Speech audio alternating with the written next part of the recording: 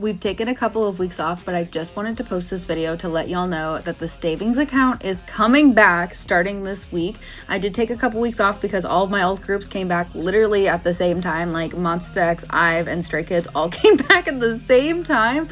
So later this week, we are going to start doing the Stayvings account again. So I thought I would kind of reintroduce this concept. If you've started following me since the last time I actually posted about the Stayvings account, which I think was like 3 or 4 weeks ago. Anyways, let's go over it. So basically, when I got back from Stray Kids' Dominate tour, I was like, I want to be able to save for the next tour, because that's kind of what I did between Maniac, Encore, and Dominate, is I started like saving really early, and it made the tour process so much more enjoyable because I didn't have to go into debt for it. Everything was all ready to be paid for. I had money set aside for it, so highly would recommend. These are my rules, so I decided to make it like a fun little game this time around. Usually before, I was just kind of throwing money at that account like whenever I could or whenever I felt like I needed to, but this kind of like gets me on track to get, you know, a good savings amount by the time they announce tour dates, especially with the Encore dates being announced. I want to be prepared. So these are my Stray Kids tour saving rules. So I like to contribute $150 twice a month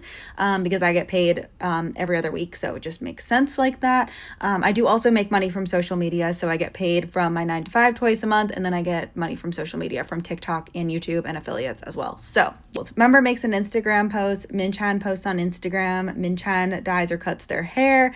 Member uploads a song cover. Member has a birthday. We have a lot of birthdays coming up soon. Member, a Korean comeback is announced, and then a tour is announced. We're at $626.54. We did start this, I think, with like, I don't remember where we started this. Actually, I can look because I have a spreadsheet open that has like all my finances in it, and my Stayvings account is listed here. It was at $190.19. So we've made a good amount of money we put a good amount of money towards this so far. It's also a keep the change account. So every time I use my debit card, my bank account rounds up to like the next $1 or $5 or something. Anyways, it like automatically deposits it into this account. And I know a lot of people were like, Carolyn, you should use a high yield savings account. I use a high yield savings account for my other savings accounts, like outside of this bank account, but it just makes it easier. I don't know. I keep this here for the keep the change. I might transfer it to a high yield savings account at some point, but not right now.